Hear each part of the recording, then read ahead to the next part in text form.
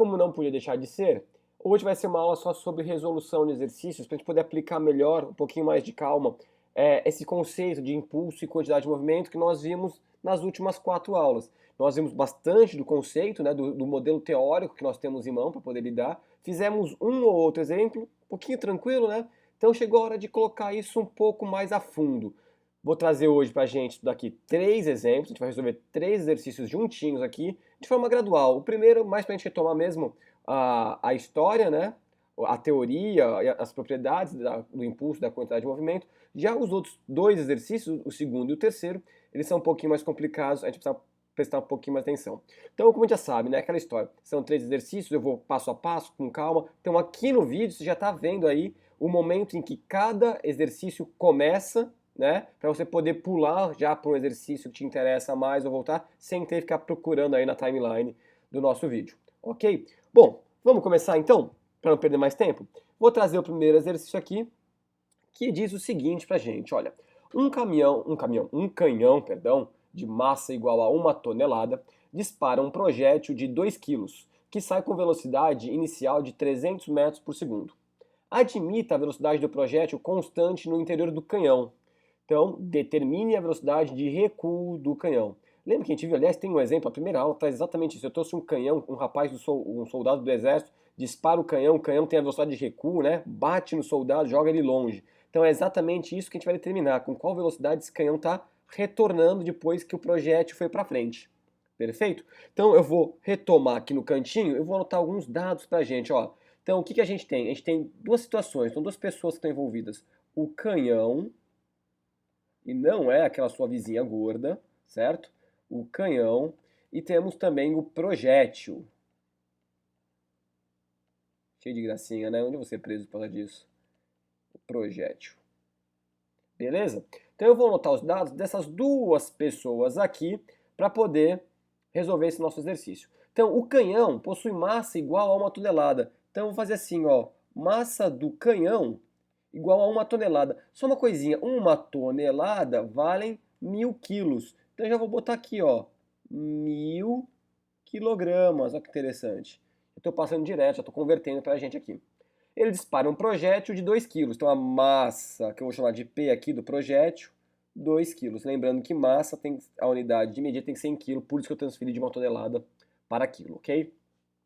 Bom, sai com uma velocidade inicial. Então o projétil sai com uma velocidade inicial, ó. Então velocidade inicial do projétil, 300 metros por segundo, e essa é a unidade oficial mesmo, que é metro por segundo, então tá tudo ok. Admita a velocidade do projétil constante lá dentro, então a gente quer saber a velocidade de recuo do canhão, que é a velocidade final dele, certo? O canhão estava inicialmente parado, então a velocidade inicial do canhão 0 metro por segundo, assim também como a velocidade inicial do projétil, né? O projétil inicial, na verdade, o próprio enunciado colocou que o projétil saiu com uma velocidade inicial de 300, mas na verdade, antes de tudo, a velocidade dele era 0, porque ele estava parado dentro do canhão, então ficou realmente meio estranho o enunciado aqui, pode confundir a gente, tá? Ainda bem que apareceu. Velocidade inicial do canhão era 0 e eu quero saber então a velocidade final, que é a velocidade de recuo, certo? Velocidade de recuo do canhão. Essa é a minha pergunta e eu vou deixar uma interrogação aqui pra gente. Lembra lá o que a gente fez? A gente sabe que assim, ó, a quantidade de movimento antes tem que ser igual à quantidade de movimento depois. Por quê? Porque quantidade de movimento é uma grandeza física conservativa. Ela se conserva, ela não pode nem aumentar nem diminuir, ok? Então o que nós temos aqui é o seguinte, antes nós temos as 2 pessoas envolvidas, tanto o canhão quanto o projétil. Então eu posso imaginar assim, ó, quantidade de movimento do canhão mais quantidade de movimento do projétil tem que ser igual à quantidade de movimento do canhão final mais a quantidade de movimento do projétil final, ok? Quem é quantidade de movimento? Vamos lembrar? Vou deixar anotadinho aqui em cima, bem no cantinho. Quantidade de movimento, olha que simples, massa vezes velocidade. Tranquilo, né? Então, quantidade de movimento do canhão vai ser a massa do canhão vezes a velocidade inicial dele, porque nós estamos falando antes, A quantidade de movimento do projétil é a massa do projétil vezes a velocidade inicial do projétil. Isso tudo aqui tem que ser igual. Em relação ao canhão depois, massa do canhão vezes velocidade do canhão depois, que é exatamente a nossa pergunta, mais a quantidade de movimento do projétil, que nada mais é que a massa do projétil vezes velocidade final do projétil. Perfeito? O que a gente vai fazer agora com isso aqui? Vamos substituir os valores. Uma coisa a gente já sabe. Tanto o canhão quanto o projétil, antes do disparo, eles estavam parados. Não é verdade? Então, ó, vamos mudar a cor da caneta aqui um instantinho só. Para a gente fazer assim, ó. Se a velocidade inicial do canhão era zero, tudo isso aqui vai ser igual a zero. E o do projétil também. Se a velocidade inicial dele era zero, zero vezes a massa dele também vai dar zero. Então, o que sobrou para a gente aqui? Ó, vamos voltar lá. Zero é igual massa do canhão. Qual é a massa do canhão? 1000 quilos. 1000 quilos, que multiplica a velocidade de recuo dele, mais a massa do projétil, que são 2 quilos, vezes a velocidade final do projétil, que ele foi disparado, né? Então foi disparado lá dentro e se manteve com velocidade constante de 300 metros por segundo. Então aqui, ó, vezes 300. O que vai acontecer então, ó? Mais 2 vezes 300 vai dar mais 600. Quando eu jogar lá para o outro lado, sinal de igual, vai dar menos 600, correto? É igual a 1000 vezes velocidade do canhão. Então, velocidade do canhão, vê se você concorda comigo aí, ó. Vai dar menos 600 sobre 1000. Se eu cortar esses dois zeros com esses dois zeros, eu vou ter que a velocidade do canhão vai ser igual a menos 6 dividido por 10, vai dar 0,6 metros por segundo. Vamos retomar aqui, por que menos, né? A ideia do menos é o seguinte, se é uma velocidade de recuo, o projétil foi para frente. Então, se você imaginar aqui, ó, um eixo X, o eixo X lá do nosso plano cartesiano, nossa, que X horrível, né? Vamos melhorar isso aqui um pouquinho, peraí. Ficou um pouquinho melhor. Se eu tenho que a velocidade para cá do projétil foi de mais 300 metros por segundo, o canhão foi para trás. Portanto, isso aqui é positivo, aqui só pode ser negativo. Esse menos aqui me indica que é a velocidade de recuo. Portanto, em módulo, nós podemos falar que a velocidade de recuo do canhão é de 0,6 metros por segundo. Fantástico, né? Facinho de se fazer. Mas como a massa desse canhão é grande, né, tem aí 1 tonelada, quando você multiplica 0,6 vezes 1000, a quantidade de movimento é razoável, aí você lembra lá acontecendo no primeiro vídeo. Se você não lembra, assiste a primeira aula dessa sequência aqui de impulso e quantidade de movimento, que você vai entender exatamente o que estou te falando. Tranquilo? Esse primeiro exercício está resolvido, só para retomar os conteúdos, né, os conceitos, perdão, na verdade, né? Então eu vou apagar aqui para a gente poder começar a fazer o segundo exercício. Deixa eu omitir isso daqui. O segundo exercício é esse que eu trago aqui, perdão, cliquei no lugar errado. Esses dois carinhas. Ih, tá bagunçado aqui, hein? Pronto, perdão. Ficou tortinho, mas agora vai. Bom, esse exercício aqui que eu estou te trazendo, ele é um exercício que fala a respeito de pêndulo balístico. Antes de eu começar a resolver isso daqui e ler o enunciado, deixa eu te contar uma coisa. Pêndulo balístico é um dispositivo que a gente usa para determinar, por exemplo, a velocidade de um projétil. Eu pego uma arma de fogo e eu, com um laboratório adequado, né, que possua um pêndulo balístico, eu consigo descobrir qual é a velocidade que um projétil sai de uma arma de fogo, por exemplo. Ok? Esse exercício vai tratar exatamente disso e nós vamos ver como que isso vai funcionar. E agora, hein? Então, vamos ver? Qual que é a ideia aqui? Deixa eu ler aqui com calma, a gente vai anotando as coisas, tudo que foi interessante pra gente, ó. Um pêndulo balístico é um dispositivo utilizado para determinar a velocidade de um projétil e está representado na figura abaixo, que é esta figura aqui, ó, tá? Um projétil de 20 gramas é atirado horizontalmente com velocidade inicial, V0, tá? Contra uma massa pendular, que é esse bloquinho aqui, ó, de 2 kg e de fácil penetração. Então ele não encontra muita dificuldade para penetrar nesse objeto, mas ele vai penetrar e vai ficar parado, preso lá dentro, tá? O projétil aloja-se no pêndulo, fazendo com que o mesmo adquira uma altura h igual a 20 centímetros. Então, quando ele sobe aqui, ó, esta altura adquirida aqui, ó, pelo pêndulo, h é igual a 20 centímetros. Bom anotar isso daqui, né? Bom, com esses dados, determine a velocidade inicial do projétil. Olha que interessante, se eu sei qual é a massa do projétil, ou seja, no meu laboratório eu preciso de um pêndulo balístico, certo? Eu preciso, nesse pêndulo, ter um bloco com uma massa que eu possa medir, então uma balança eu coloco lá, meço a massa aí, e com a balança também meço a massa do meu projétil. Baseado nisso, eu consigo descobrir qual é a velocidade. Então, olha o que acontece, qual que é a ideia, né? Eu disparo o meu projétil e ele vai com uma velocidade inicial aqui em direção ao meu bloco aqui, que está preso nessa haste. Quando ele acerta o bloco, ele penetra no bloco e vai empurrando esse bloco para subir. Vamos pensar o seguinte, quanto maior for a velocidade, ou quanto maior for a quantidade de movimento, que é a relação que existe entre o produto, né, da massa pela velocidade, mais alto isso aqui vai.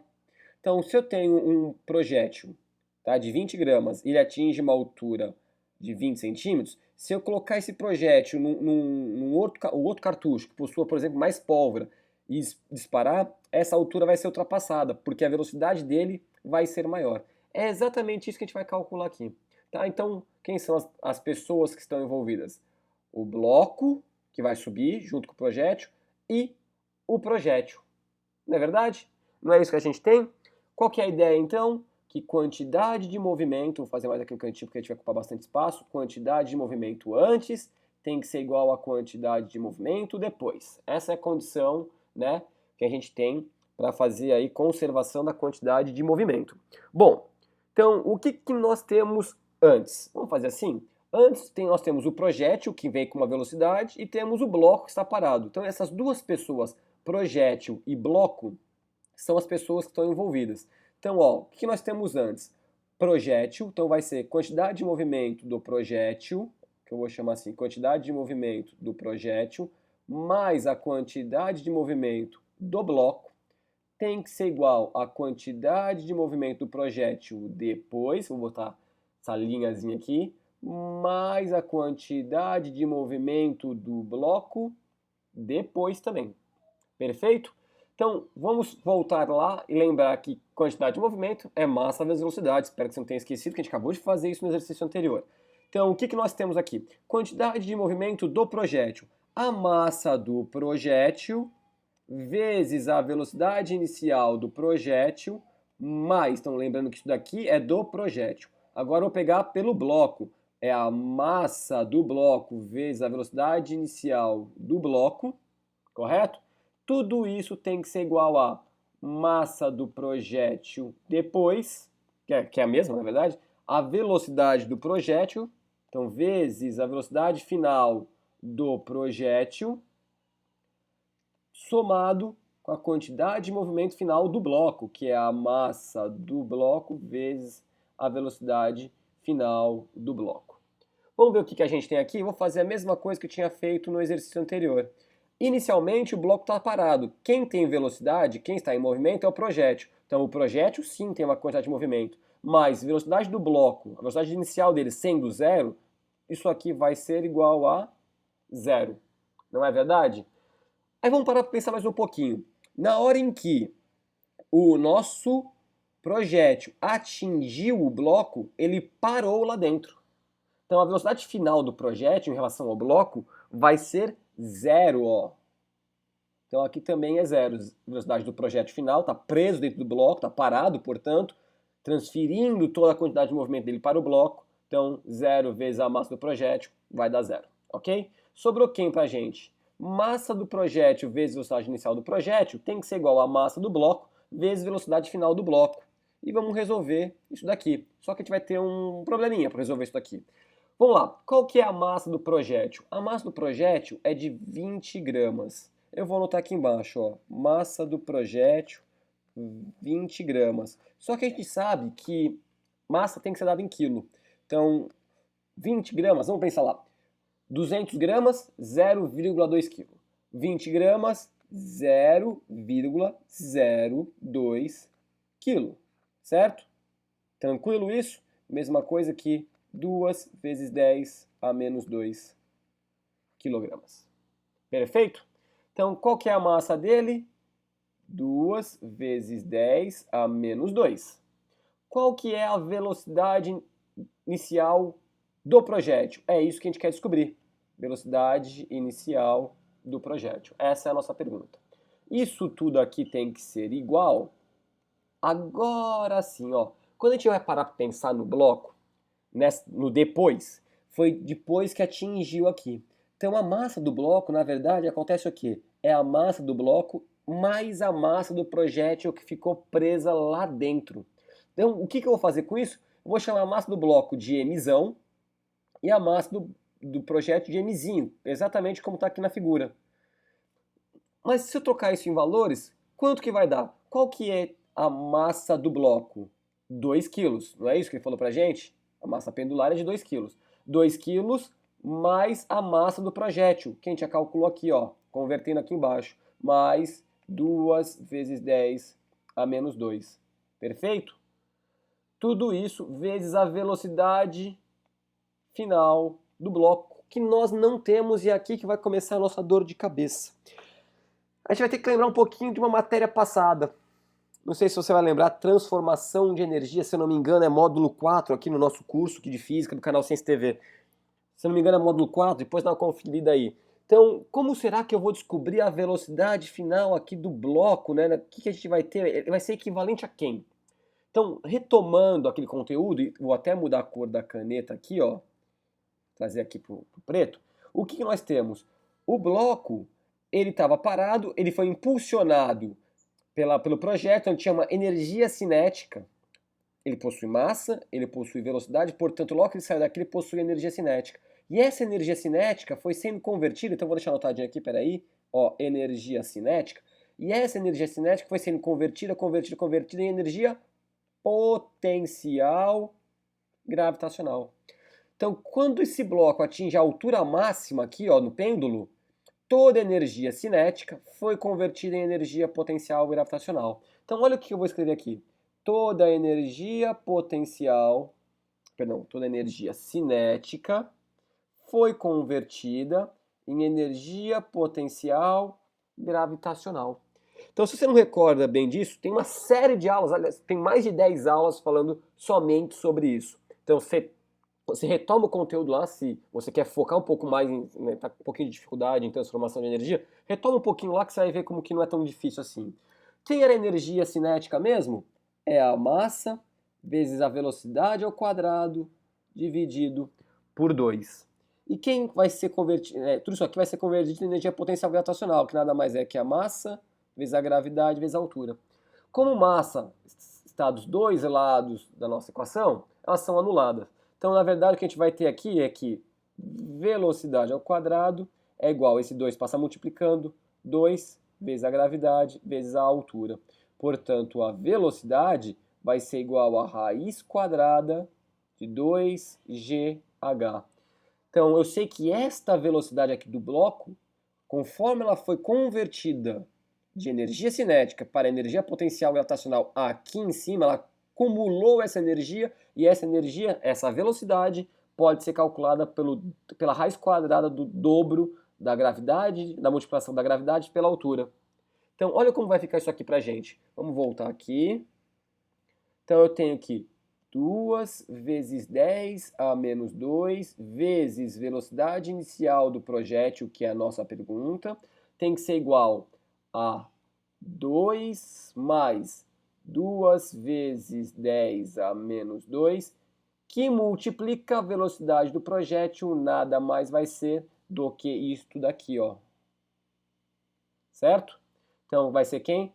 Raiz quadrada de 2gh. Agora eu vou colocar todos os valores aqui pra gente, certo? Se eu desejo calcular a velocidade inicial do projétil, eu tenho que passar esse cara aqui dividindo. Então, nossa continha vai ficar assim, velocidade inicial do projétil vai ser igual, abre parênteses aqui em cima, 2, aliás, 2 mais 2 vezes 10 a menos 2, a gente já sabe que 2 vezes 10 a menos 2 é 0,02, não é isso? Então vamos fazer direto. 2 mais 0,02 vai dar 2,02, tranquilo? Dividido por 0,02, então a gente nem precisava ter passado aqui para a notação científica, né? Que multiplica a raiz quadrada de quem? 2 vezes. Quanto vale a gravidade? Na Terra a gente usa como 10, né? 9,81 para efeito de cálculo, a gente usa igual a 10. E a altura que subiu isso. Essa altura tem que ser calculada em metro. A altura aqui, ó, 20 centímetros, 0,2 metro. Então, vezes 0,2. Então, vamos calcular isso aqui, ó, velocidade inicial do projétil. Quanto vale essa continha aqui? 2,02 dividido por 0,2. Aliás, antes de fazer algo um pouquinho mais fácil, ó. 2,02 sobre 0,02, raiz quadrada disso aqui. Vamos fazer essa raiz quadrada? 10 vezes 0,2, 2. 2 vezes 2, 4. Raiz quadrada de 4. Ah, ficou até uma carinha aqui, ó, que ridículo que eu fiz. Então, volta. 10 vezes 0,2 dá 2. 2 vezes 2, 4. Raiz quadrada de 4 vai dar 2. Portanto, nós vamos ter o que aqui, ó que lindo. 2,02 vezes 2 vai dar 4,04. Dividido por 0,02. Perfeito? Se fizermos essa continha, isso daqui vai dar igual a 202, né? 202 unidade metros por segundo. Mas espera aí, 202 metros por segundo não é uma velocidade que estou muito acostumado. Lembra lá? A gente multiplica isso por 3,6 e a gente tem então a nossa velocidade em km por hora, que vai dar então velocidade inicial do projétil. Esse projétil foi disparado com 727 km por hora. Ufa! Terminamos esse. Esse realmente dá um trabalhinho, mas qual que é a ideia? A ideia básica é a conservação da quantidade de movimento. O problema maior é que nós tivemos que retomar o conteúdo aqui, ó, de transformação de energia. Isso nem sempre está na nossa cabeça, né? Mas a aula está aqui, está gravada, a resolução está gravada, é bom que a gente retoma esses conteúdos. Tranquilo? Bom, a aula está ficando longa, né? Vamos para o último? Vamos limpar essa tela aqui, fazer uma limpezinha aí. Olha lá, que maravilha. Deixa eu apagar tudo isso daqui. E quem é esse cara aqui que eu quero tirar? Esse exemplo aqui eu gosto bastante. Ele é bem interessante porque traz pra gente algo do nosso cotidiano. Quando você entra num carro, você não tem que usar cinto de segurança. Então a gente vai entender o porquê. E o porquê, na verdade, a gente não deve andar com crianças no banco traseiro. Então, a gente acha que a gente consegue segurar no caso de uma colisão, mas você vai ver que não é bem assim. Bom, essa aqui é uma questão da Universidade Federal de Juiz de Fora, em Minas Gerais. Fala o seguinte, ó. As leis de trânsito proíbem viajar com crianças de colo nos bancos da frente de automóveis por ser esta uma região mais vulnerável e também porque é muito difícil segurar a criança no caso de uma colisão. Questão A. Para ilustrar a importância deste último ponto, calcule a intensidade da força média que seria necessária exercer sobre o corpo de uma criança de 10 kg de massa. Então aqui já tem algo que interessa pra gente, a massa da criança 10 kg, ok? Para impedir que ela fosse projetada para frente, no caso de uma colisão frontal de um automóvel que estivesse viajando em uma estrada horizontal a uma velocidade de, olha aqui mais uma coisa que interessa pra gente, 72 km por hora, velocidade dele. Admita que na colisão a velocidade do automóvel é reduzida a zero, então a gente já sabe aqui, ó, a velocidade final dele vai ser zero, e o tempo que vai levar para isso, ó, em 0,02 segundos. Certo? Então, vamos calcular aqui, ó. Vamos começar aqui pela letra A. Letra A envolve o quê? Ele está pedindo para a gente calcular o quê? Calcular a força média, não é isso? E você lembra onde que tem força média nas nossas equações? Impulso. Se nós lembrarmos lá, impulso é igual à variação da quantidade de movimento. Eu posso escrever assim, que impulso, se eu não me engano, isso aqui foi a segunda ou terceira aula deste módulo 6, tá? Impulso é igual, quem é a variação da quantidade de movimento? É a quantidade de movimento final menos a quantidade de movimento inicial. Quem é impulso mesmo? Impulso é força vezes o tempo tem que ser igual, portanto, quem é a quantidade de movimento final? Massa vezes velocidade final, menos quem é a quantidade de movimento inicial? Massa vezes velocidade inicial. Vamos substituir todos os valores que nós temos, porque aqui eu acho a força. Então, força, que é a nossa pergunta, vezes, qual é o tempo? 0,02 segundo, 0,02 segundo, tem que ser igual a massa. A gente tem a massa aqui, a massa é da criança, 10 quilos. Então, 10 vezes, qual que é a velocidade final dela? Ele falou aqui, ó, que a velocidade é quando ela é reduzida a zero. Então, 10 vezes zero, que não vai dar nada, menos a massa da criança novamente, 10 vezes a velocidade inicial. A velocidade inicial tem que ser dada em metro por segundo, e aqui ele fez uma grande sacanagem com a gente, ó, ele deu em quilômetros por hora. Quem está acostumado com as minhas aulas aqui, sabe a besteira que eu falo, né? Eu vou ser um pouco mais singelo, vamos dizer assim. Em 99,9% dos exercícios de livros didáticos, de vestibulares e afins, as velocidades que nós temos que converter de km por hora para metros por segundo geralmente são, em 99% dos casos, em 99,9%, 36 km por hora, 72 km por hora e 108 km por hora. A pergunta é, por quê? Porque se você dividir 36 por 3,6, dá 10 metros por segundo, número inteiro. 72 é o dobro de 36, portanto, vai dar 20. 108 é o triplo de 36, portanto, se você dividir 108 por 3,6, vai dar 30. Dá uma olhada nisso, abre teu livro didático aí, olha alguns exercícios de vestibular e você vai ver que na grande maioria das vezes são essas as velocidades. Vez ou outro, caso coloque no intermediário, você converter 15 metros por segundo, 25 metros por segundo. E vestibulares mais chatos, como o ITA, por exemplo, eles querem medir algo muito mais a fundo, se o rapaz, se o aluno, se o candidato sabe fazer aí contas na mão, no momento de estresse, tem uns números mais quebrados, mas no resto, geralmente, são esses valores, tá? Então, 72 km por hora vai dar pra gente 20 metros por segundo. Então, a velocidade inicial do cara aqui, ó, era de 20 metros por segundo. Isso aqui, 10 vezes 0, a gente já sabe que vai dar 0. Portanto, força vai ser igual a quem? Aqui menos, né? A gente sabe que vai dar porque está sendo projetada contra. Então, vai ser 10 vezes 20. Eu vou até tirar o sinal de negativo aqui já, porque a gente sabe que é em módulo. Então, 10 vezes 20 vai dar 200 dividido por 0,02. Quer fazer essa contramão? É chato? O que eu aconselho? Faça essa conta como notação científica, ó, 2 vezes 10 ao quadrado dividido por 2 vezes 10 a menos 2, certo? 2 por 2 vai dar 1, vezes 10, aqui em cima é 10 ao quadrado. Esse 10 a menos 2 eu posso passar para cima multiplicando, só que trocando o sinal dele, ó, 10 a menos 2 passa a 10 a mais 2. Isso aqui vai dar 10, somos expoentes, só que vai dar 10 elevado à quarta. Portanto, a força aqui é igual a 1, 2, 3, 4.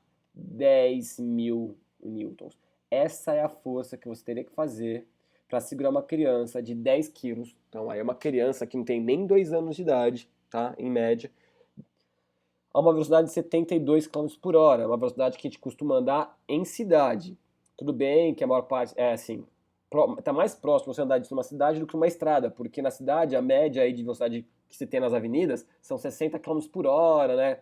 Em São Paulo caiu um pouco de 70 para 70, mas na estrada geralmente a gente vai a 90, 100, 110, 120, que são os limites aí que a gente tem, tá? A não ser que a gente tenha uma estrada que seja de mão dupla, seja 80 km por hora, e estaria mais próximo a isso. Então, uma colisão frontal, uma criança de 10 quilos, você tem que fazer uma força de 10 mil newtons para fazer isso. E aí, como a gente não tem muita referência, ele pede na letra B para calcular qual é a massa cujo peso é igual à intensidade da força do item anterior. Ou seja, se eu pudesse segurar um peso para fazer uma força de 10 mil newtons, qual teria que ser a massa, né, que eu teria que segurar para fazer essa comparação? Aqui é fácil, a gente já lembra lá de trás, peso é igual a massa vezes a gravidade. O peso é uma força, então eu posso falar que essa força aqui vai ser o equivalente. Então vai ser 10 mil newtons, tem que ser igual à massa que eu quero, vezes G. Vou passar aqui para cima, ó. M, aliás, G, né? Eu não preciso nem copiar isso daqui, eu vou apagar aqui um segundinho, porque esse G aqui, na verdade, a gente sabe quanto vale. Coloquei aqui de bobo que sou. Então, vale 10. Então, vai dar, massa vai ser 10.000 dividido por 10. A massa equivalente seria de 1.000 quilos, ou seja, 1 tonelada. Uma criança de 10 quilos, numa colisão frontal de 72 km por hora, indo a zero, ela é projetada e com uma massa equivalente, vamos imaginar assim, de 1 tonelada. Então a força que você faz para levantar 1 tonelada seria a força para você segurar uma criança de 10 quilos. Se são as leis da física, às vezes a gente ouve uma propaganda, um alerta, né, na televisão a respeito de segurança, essas coisas, principalmente na época de férias, próxima época de férias, e a gente não se preocupa muito com isso. Mas a física está aqui, ó, provando, numa questão de vestibular, que isso realmente acontece, certo?